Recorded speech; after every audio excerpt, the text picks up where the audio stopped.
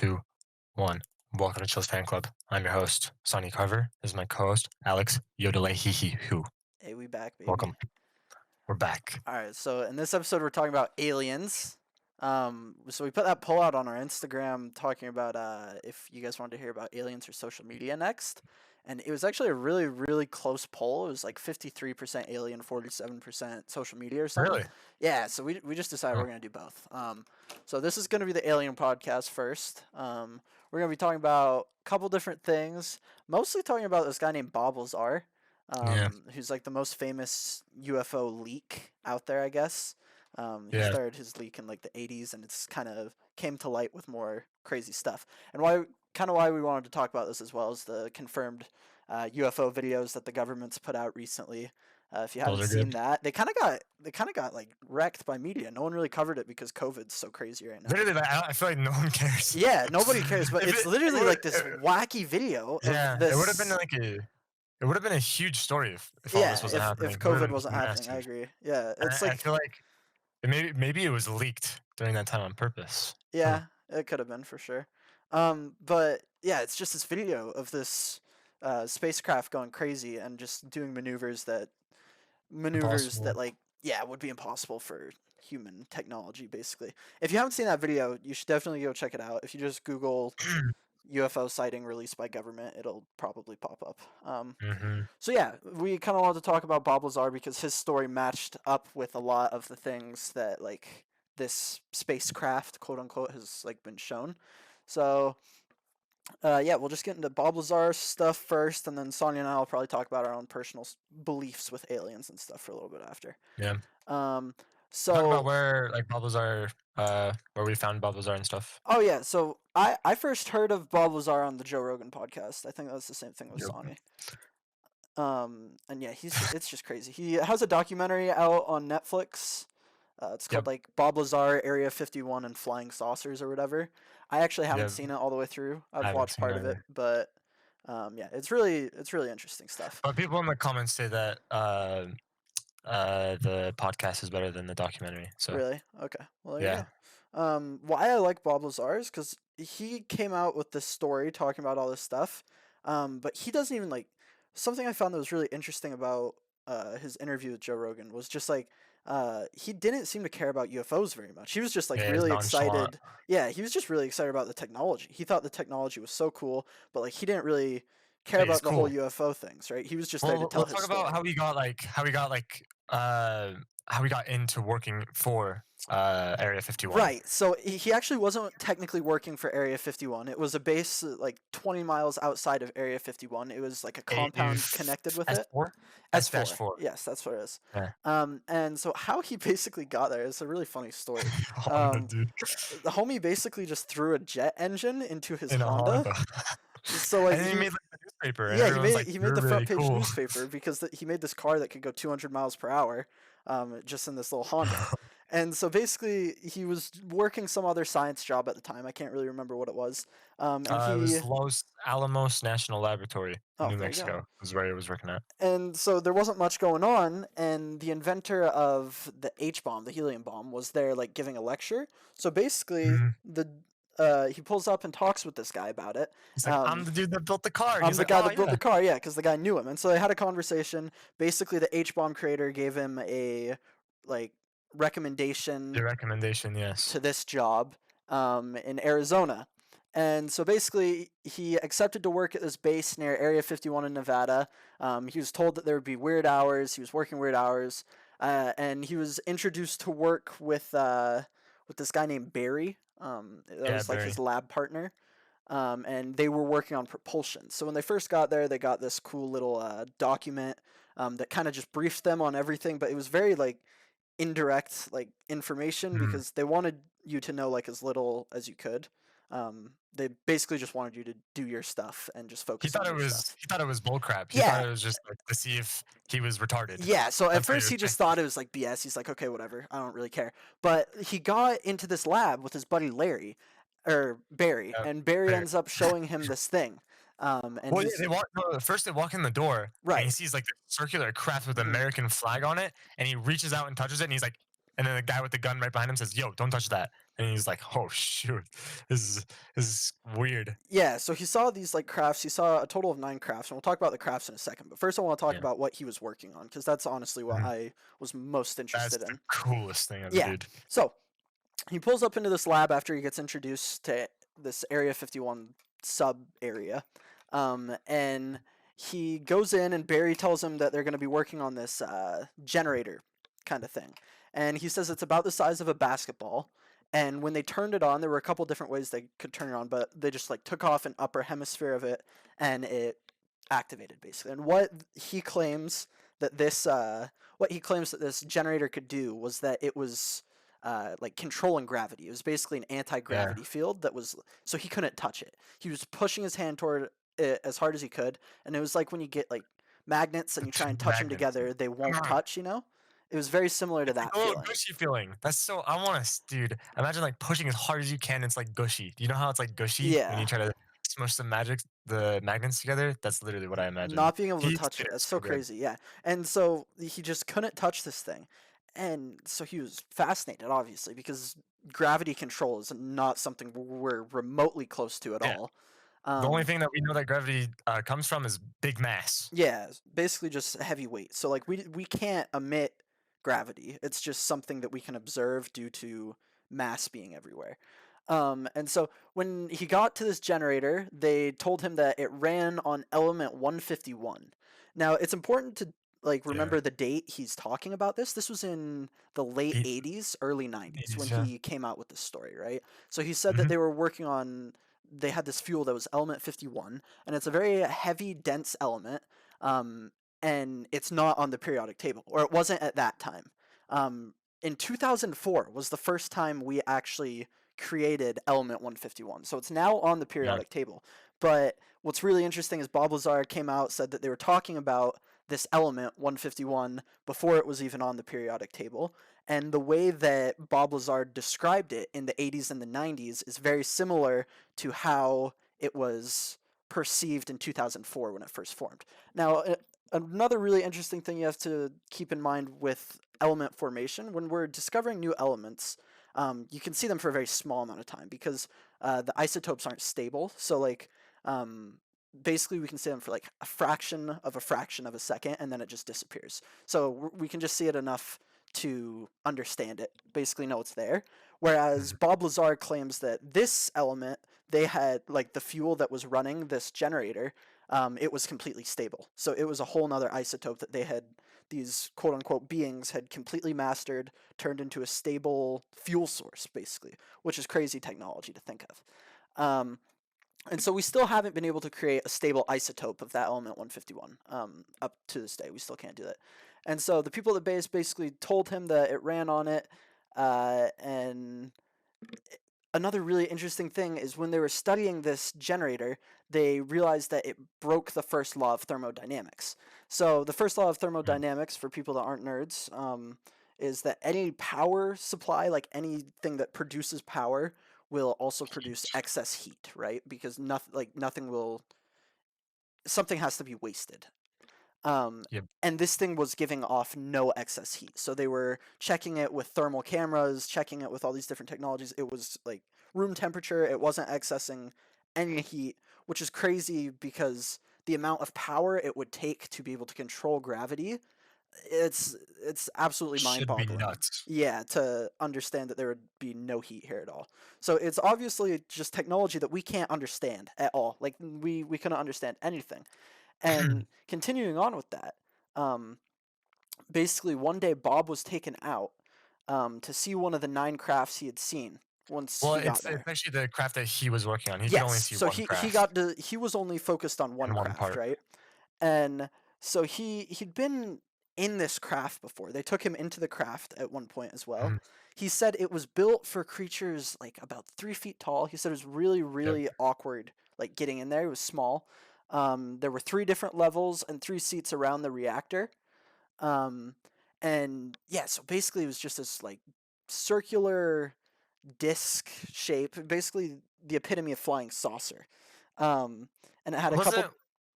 Wasn't there But like a thing, like a crystal archway that would, when yeah, we yeah, like turn yeah. it on, So there's an and then it would be archway like that, translucent or something? yeah, it basically like turned a solid into translucent, like what they assumed was a screen, basically. But Yeah. Bob in that interview kind of like shot that down as, because we have stuff that can kind of Do that mimic as well. that, not at a high enough level as he saw it at, but like he said that that wasn't as crazy as the generator. Yeah. And so he went in there and he saw everything. It was really rounded. It was really no right angles or anything. And after he saw it, they were doing a flight demonstration. Basically, they were doing tests on it. And so they had Bob come out as a scientist to observe it with his buddy Barry. And so they come out and they're watching this thing fly around. And a really interesting thing that Bob talked about is there was someone in the ship Mm. while they were doing this. And why that's interesting is because if it's running on this generator in there, right? And so this generator is able to bend gravity. Gravity is a wave, and so it's able to bend gravity, which means it can also bend light and radio waves. So he said that it didn't make any sense that they were Oh, able yeah. to communicate through radio into that, because if it has this field around it basically that just completely destroys gravity, it destroys light, it destroys radio. So radio signals shouldn't have been able to make it into this craft, but they were communicating through radio. So once again, this thing was just like nothing that they could ever understand. It just went against everything that we ever thought to be true. And so, yeah, it was really crazy. It just flew around a little bit, did a couple circles and stuff. And then they just dropped it back on the ground, basically. They're just doing some simple tests on it. But something that really Completely struck me silent. as crazy in Bob's story is if you went underneath it while it was floating, you couldn't see it. It was completely invisible. Because of this field around the craft that's bending gravity. If it's able to bend gravity, it's also able to bend light, which means you just can't see it. It's completely oblivious to you, Mm. um, which is really nuts. And it also can explain some of those hokey stories of people saying, "Oh, and it just disappeared," you know. Um, so it's very odd. It was And also completely silent too, yeah, yeah. which you So probably guessed it to it be. had lift off, and you heard lift off a little bit, but while it was floating around, it was completely silent. Completely silent. And yeah, so why this is so like important is if we could, basically Bob's job was to try and reverse like engineer this Engineer, technology. yeah. So it was to find out like how this was possible, and like if we could recreate it with the supplies we have on Earth right now, right? And obviously they weren't getting anywhere because they had no idea how any of it worked. But He compared it to, like, being in the brain of a monkey and having, keys to a car, and all you can yeah, do is turn on the car, and that's basically it. You have or no idea what the frick is happening. or like giving a nuclear reactor in the Victorian age. I thought that was a really good metaphor as well. Like That is, yeah. if you gave quote They'd figure unquote out how to use it, scientists in the but they Victorian wouldn't age understand it. this reactor, like it would just, yeah, they'd have no idea. They'd think it was magic. It just doesn't make sense to anything they knew back then. And so that's how he kind of compared it to. But if we were able to control gravity, like that would be absolutely, America would win, yeah, dude. We would win everything. it would be life changing for us as a species because Dude, that is kinda weird. What do you think the chances are that China has crap like this too? And they're doing stuff probably even more advanced, maybe just the same. Or that just yeah. boggles me, dude. What if we lose? What if Well, China just figures out all this true. technology and they Yeah, frick us up, dude? yeah. I mean, I feel like humanity is just stuck. Like, if this is true, and I thought it was crazy how, like, didn't understand how like Bob Lazar like just came out with this and like said this stuff, right? I feel like the government would have killed him, but I guess if the government killed him, He eased everybody it. would have known, you know? Yeah, he eased into it really easily. Dude, like the story of it was oh, there's so many funny things to this. He So they bring him in just randomly out of the day because he started saying like some things. What was he saying it to his wife or Oh, yeah. first or what happened So there? talking about how Bob Lazar basically why he didn't work there anymore. He worked there for 6 months, and so he explains why he didn't work there anymore. And yeah, basically, like they were tracking his phone records or whatever, Yeah, and that was the job requirement. He was like, okay, that's fine. It's normal stuff yeah, yeah, for the government. right. Whatever. So That's what he thought. he had heard, basically the government that were monitoring his phones came to find out that his wife was having an affair with him. So like while he was The out wife the wife working, also thought that he was having an affair yeah, because he wouldn't talk about his job or whatever couldn't he's talk doing. So about he's his like, job. He was he's having out an late at affair. night, so like she thought it was an affair. And so she had an affair. And the government knew this because they were like listening to all the phone calls at the house and stuff, and they didn't Uh, know how Bob would react to them telling him this. So basically what they did is they're just like, "Hey Bob, we're going to need you to stop coming to work for a little bit." Just to like cool stuff down, basically while they figured out how to deal with this situation. So Bob starts getting really paranoid because he's like, well, frick, man. Like, if these guys end up like kicking me off this project, it's not like I can just go get another job with everything I know. Like, it would be. He true. started getting really worried, right? And so, what he ended up doing is he's just like, okay, well, I'm gonna show my Grab his friends buddies. so they know that I'm not like crazy. So there's other witnesses as well. So he takes his buddies out because he knows the flight schedule of when they're doing these tests and stuff because he works there. So he brings out his buddies and stuff and takes them out late at night to show them.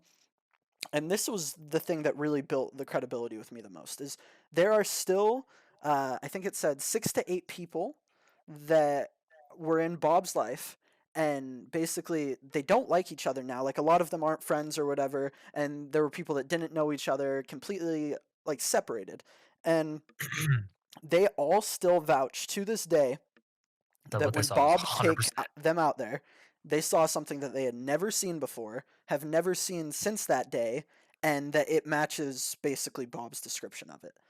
And they took Yeah. a video of it too, but it was in the 80s. So like it looks terrible. It's just a flashing light moving around basically. It looks like a laser pointer. Um, but yeah, those people basically saw it, and so Bob realized he's like, hey, like I took them out and we didn't get caught or whatever. We should take them out again. So they Does go it out 2 more again. times. And then on the third time, they're just being stupid. Bob's in his 20s at this point. You got to Yeah. remember. So He he's brought just a freaking camper yeah. and He the brings a camper. They start like having a little party out there watching this RV. thing, Yeah. and Uh, basically the government like finds them oh, on the third dude, this time. no, but do you know the thing about it? It was pitch black where you couldn't see like your hand in front of you, Hmm. and uh, they see a green like binocular roll to them, Oh and then yeah, as soon as it like they see it and they're like, "What is that?" The lights turn on and there's like 15 guys a just bunch of people surrounding just them. surrounded them. Yeah. So they tell the other witnesses to go home basically, and they take Bob in, and they're like talking with Bob, and they're just like, "Hey man, so remember that one time we told you like you needed to keep this a secret, and then you just went and told your friends?" Um, and for some, this is still very odd to me. This is the only thing in Bob's story where I'm like, why? Like that doesn't make sense really.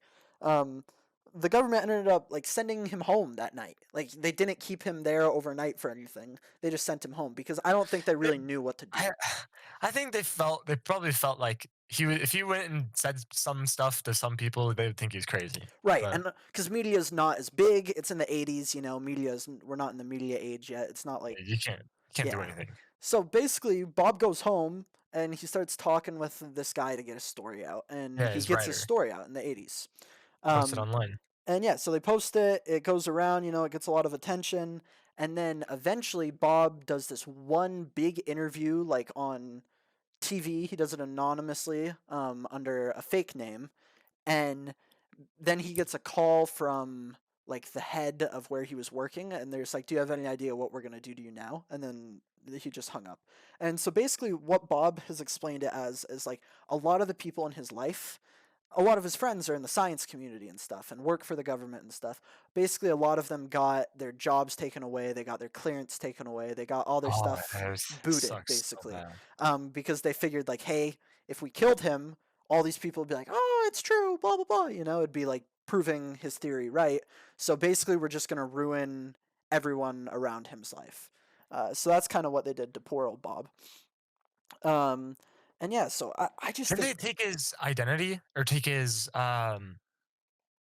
what did they take? They took his job records, and they took his like ID where he couldn't use yeah, it. yep. So they took out all his clearings and everything. They basically, yeah, it's weird. They did shady government stuff that shady government does.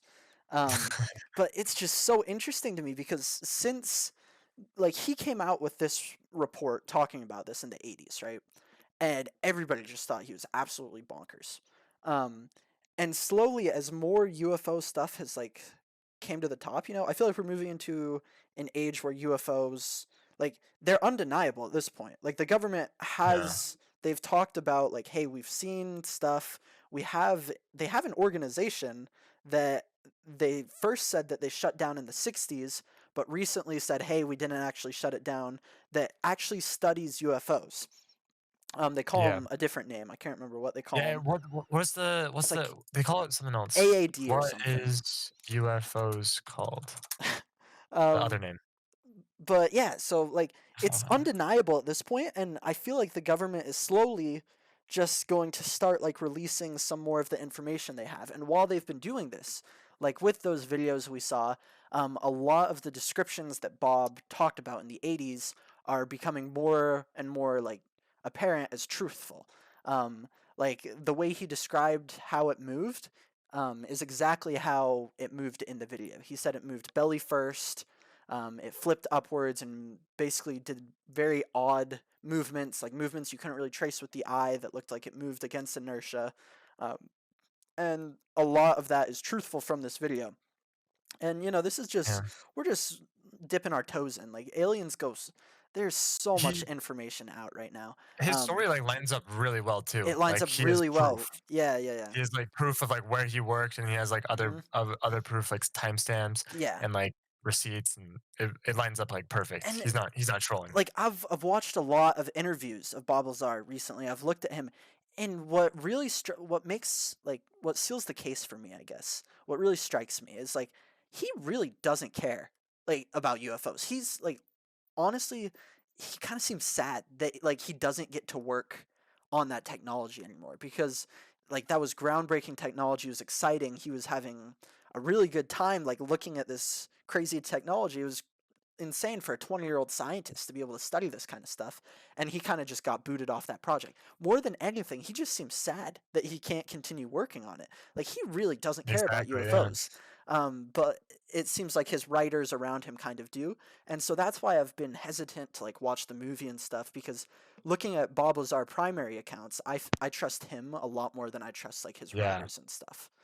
uh Yeah, people in the comments always say like don't watch Jeremy Corbell's documentary. It's not a documentary about Bob Lazar. It's basically just a documentary about Jeremy. And they're yeah, like, and that's basically a consensus.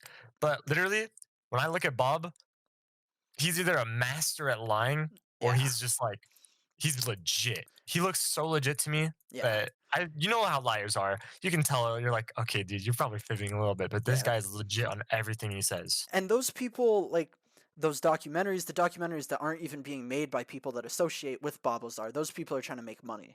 Bob is set because he made one movie with this writer that he hooked up. Like he's not in it for the money at this point, and that's why I feel like I can trust his accounts a lot more as well. Um, yeah, so that's basically Bob Lazar. I just think his story is so compelling because it's like the first alien story besides, I mean, I've looked at the Phoenix Lights. Those are interesting and stuff, but it can be shot down as other stuff. This is like a detailed primary account from a scientist that has Mhm. credentials, that has backup to his story. I just think it's way more compelling to an extraterrestrial argument than any other alien bid I've ever seen. So that's why I kind of wanted to talk about that. But something also interesting that we were talking about before we started the podcast. I think we're going to be done with Bob Lazar, but um, was something that me and Sonny were talking about is Skinwalker Ranch. So they kind of talked Oh yeah. about that a little bit as well. Skinwalker Ranch is in Utah, so it's where we live. It's like a 3.5 hour drive from here, and there's just crazy UFO sightings over there. There's crazy paranormal sightings over there. Like people claim to have seen ghosts. People have claimed to have seen UFOs, big wolves, like skinwalkers, which is ancient Navajo cannibals, basically. So it seems right down mine and Sonny's alley. I think we'd really enjoy that. So I feel we're talking about planning a trip to potentially go to Skinwalker Ranch, check it Yeah, out a it's not little too far bit. away. Yeah, it's It's not only a far at day and a all. We could half. do it 2 days, a weekend. We could just pull up out there. And I feel like that could make for a really interesting episode. I also have a couple viewers I've talked with that want to talk about skinwalkers. They want to talk about Skinwalker Ranch because that's kind of a prevalent thing in Utah because it's right here in Yeah. Utah, you know? Dude, should we just bring a whole gang and go down there? Get Yeah, some yeah. Dylan's video equipment and just go ham? I think it could be really cool. I think it'd be a really fun episode. But that's definitely one we'd also like to hear your feedback on, see if you guys would like to see that, and hear anything you guys know about Skinwalker Ranch. Um, Yeah. so yeah, I think that basically rounds out Aliens for just a little Bob Lazar story. Um, Yeah. and yeah, Sonya, you have anything else you want to add? Yeah, the government's faking aliens. They're trying to make a one world government and control our minds. Thank you, True. everyone, for listening. This has been Chills Fan Club episode 1. My mom's calling me. I love you guys, and it's been real. Oh, frick. Let me answer this. All right.